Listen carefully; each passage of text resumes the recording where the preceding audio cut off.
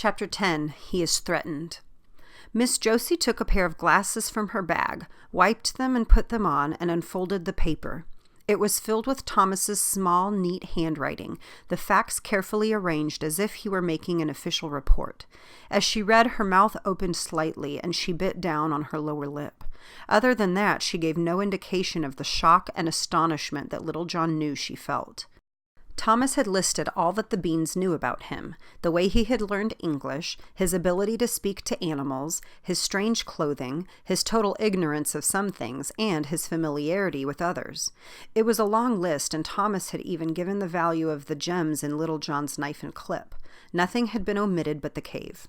Thomas had headed on the paper, "Secret, for Judge Josephine Cunningham." At the bottom he had added, "After exhausting all possibilities, we are convinced that John is an accidental visitor from another planet. He is sure of this himself. A few scraps of returning memory give proof of it, and indicate how he arrived and how he may be returned. We are working on that now. Our main problem is to avoid further publicity and give him a chance to get his memory back.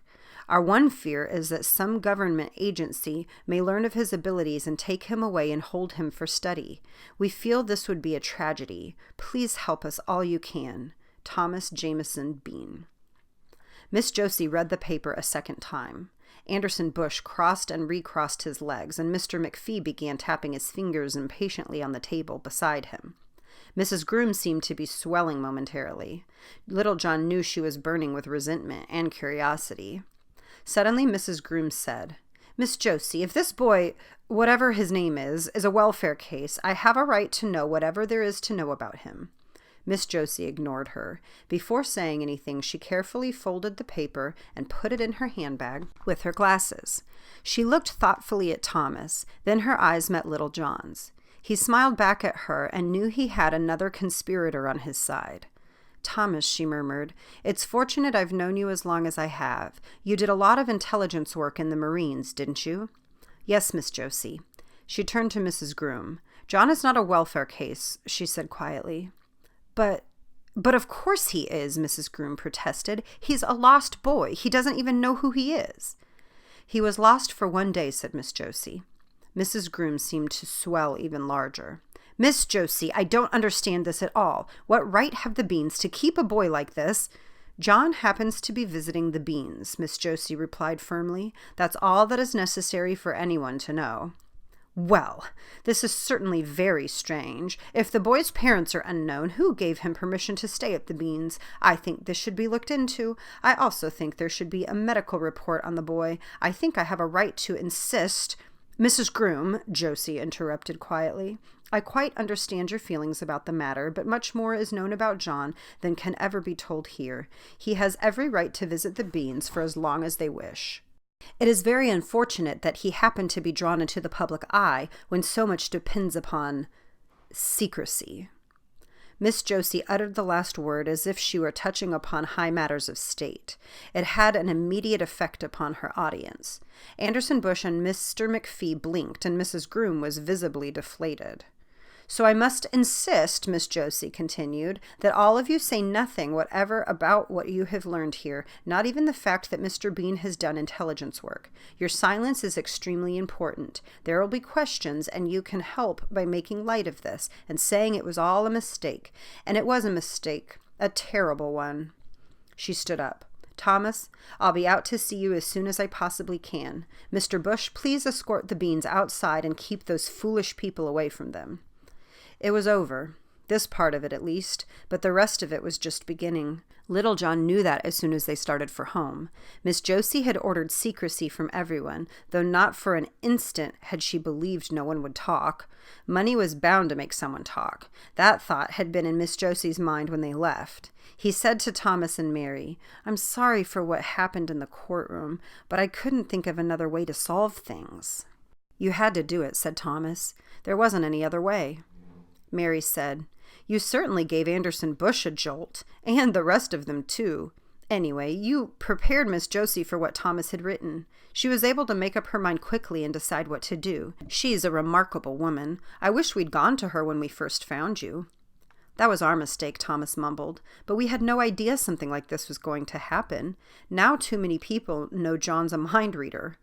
Oh dear, said Mary, if the papers ever get it. They'll get it. The first reporter that waves some cash under Gilby's nose will learn all about it, with trimmings. The same goes for Angus, in spite of the trouble he's in. They turned into the driveway at last. It was good to be back and hear Rascal barking a greeting. Little John got out and started happily for the enclosure, then stopped as the kitchen door flew open and Brooks and Sally raced toward them. Something was wrong. Sally looked frightened. Brooks was angry. Hey, Dad! Look what somebody threw on our porch a few minutes ago. Brooks thrust out a crumpled piece of wrapping paper. It was folded around a stone. After his lessons, little John had no difficulty reading what was on the paper. Thomas held it for all to see.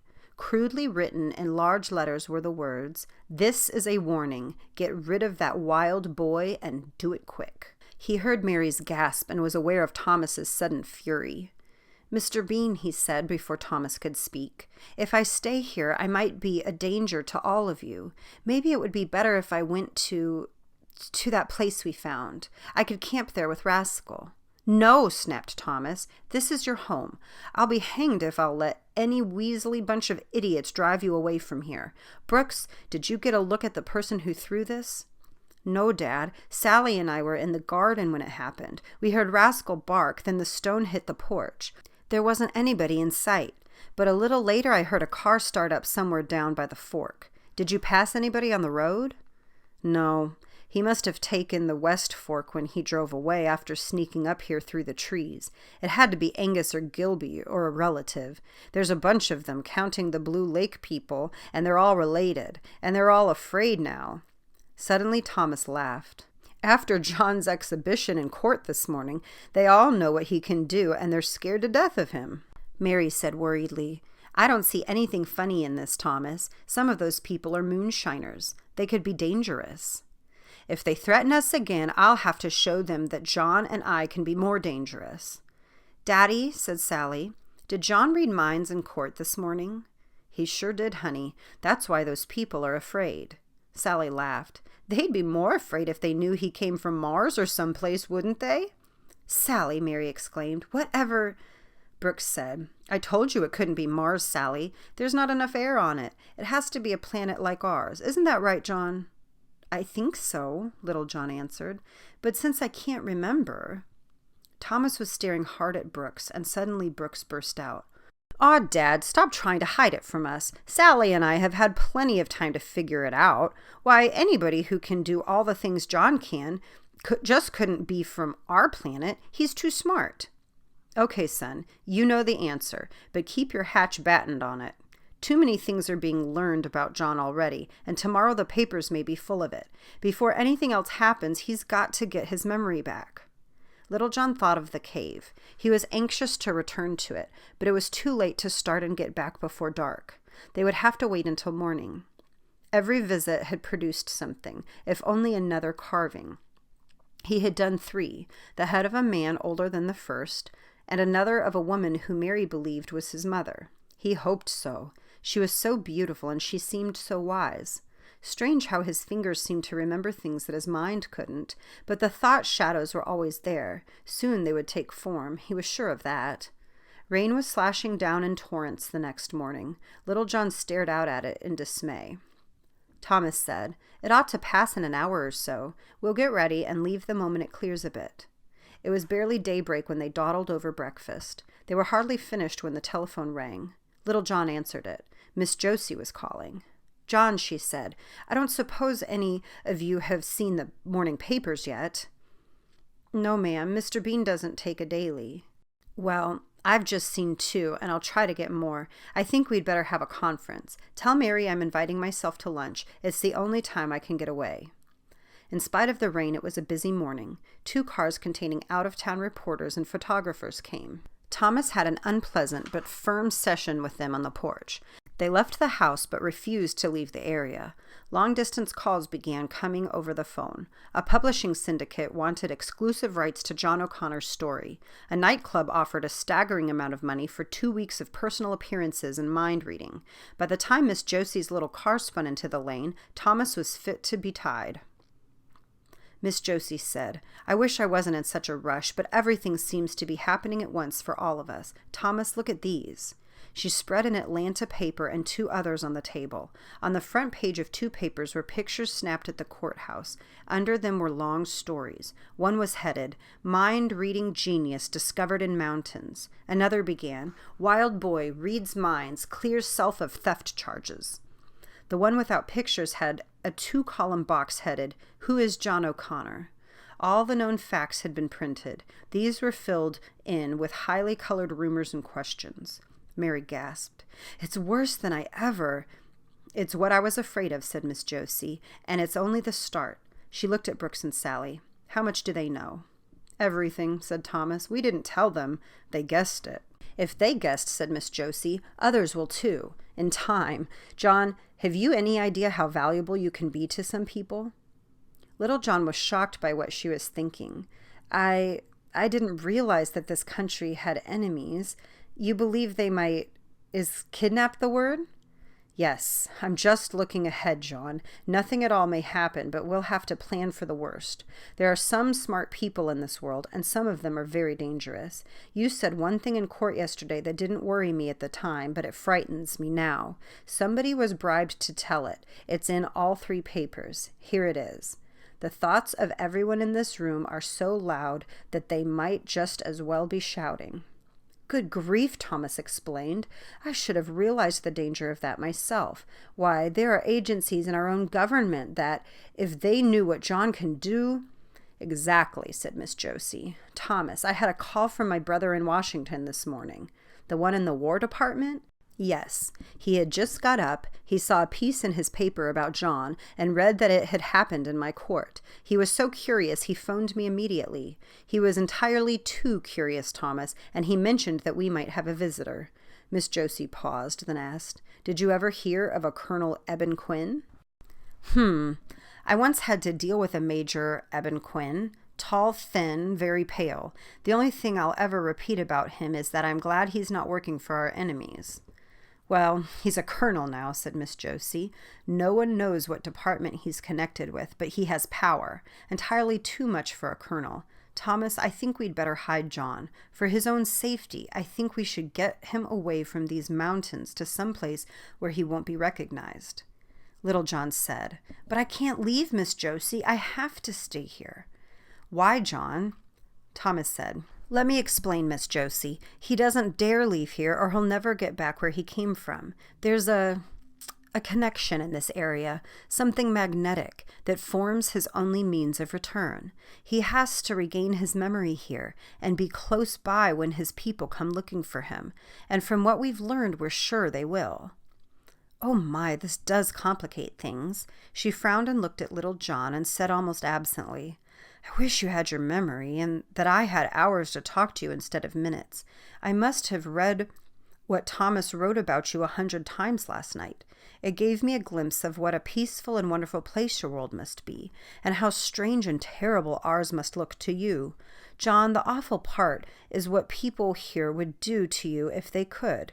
They'd use you. They'd pay no attention to the good you could give. They'd use your mind to help fight their secret battles. And no matter which side got you, nothing would be changed. It would still go on." Miss Josie shook her head suddenly. "I've got to think of something. Thomas, there's a legal side to this that worries me. By law, you and Mary have no real authority to keep John. Before some agency tries to take him away, I'd better have papers drawn up giving you temporary custody of him." She stopped and stared out of the front window. "Oh no, look at those cars on the road. Silly people coming to gape. This settles it, Thomas. You'll have to have a guard here." Brooks said, "Miss Josie, I think we need a guard. Look what someone threw on our porch yesterday." He showed her the piece of wrapping paper with the warning on it. Her face tightened as she read it. "I don't like this, Thomas." "What can they do?" said Thomas. "One of Gilby's bunch wrote it, I'm sure. They're just scared. Still—" Thomas paused and began snapping his fingers. "After what's in the papers, someone may try to use them. They're fools enough to let some clever person—" "Yes," said Miss Josie. "That's exactly why they're dangerous. Thomas, I'm going to send a deputy out here this afternoon and try to get another one for night duty. I'm not sure I can manage a night man. You know how our sheriff is. If he smelled smoke, he wouldn't believe there's fire unless it burned his nose. Anyway, I'll fix up those papers as soon as possible." That afternoon, a young deputy drove out, parked his car near the edge of the lane, and stood waving traffic on while he barred the lane to visitors. His presence, however, did not prevent a television truck from stopping under the trees at the far side of the road.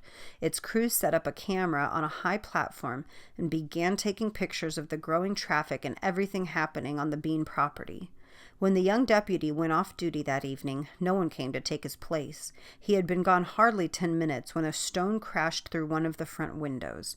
Wrapped around it was a piece of paper covered with another crudely lettered warning: "Get rid of that wild boy. We mean business." "Where's this thing going to end?" Thomas muttered angrily as he nailed a board over the broken pane.